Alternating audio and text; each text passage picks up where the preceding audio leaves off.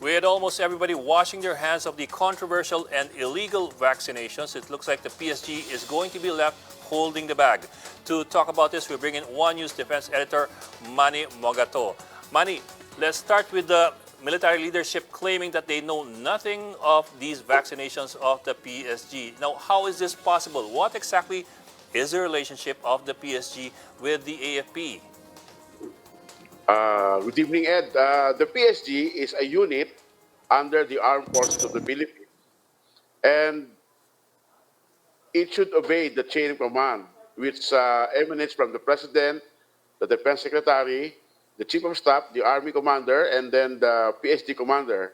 It's just part of the AFP, so it must obey the military chain of command, and there is a discipline involved here that probably the PSG has violated an article of war by breaking from the chain of command.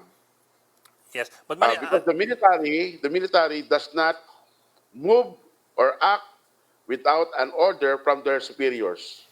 okay, to that point, Manny, so is it correct to say that the PSG cannot do anything without authorization from the armed forces leadership? That's right, Ed. Because there are soldiers are trained to follow orders, so there must be an order coming from above.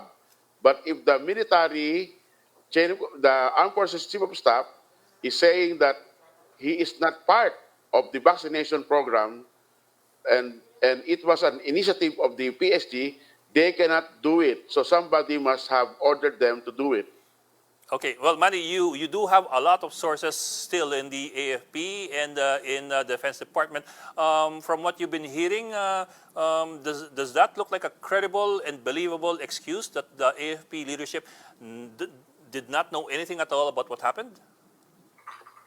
I I guess so, Ed, because the vaccination program only happened within the PSG. No soldiers outside the PSG were involved or were vaccinated by a vaccine that the General Durante refused to name. So until now, we don't know whether it's China or what vaccine it is, because the Sinopharm vaccine was only approved today for public use in China.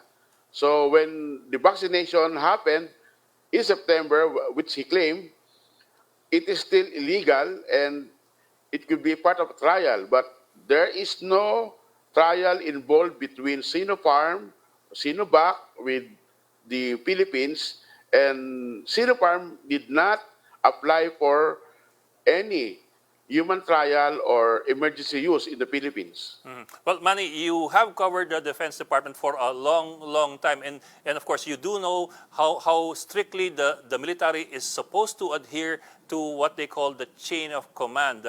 Does this incident have any implications from your viewpoint? Any implications on the military's chain of command tradition, on accountability in the military?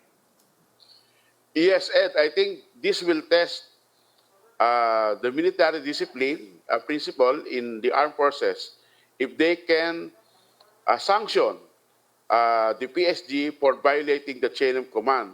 Because I have talked to several military officers, and obviously the PSG violated at least two articles of war.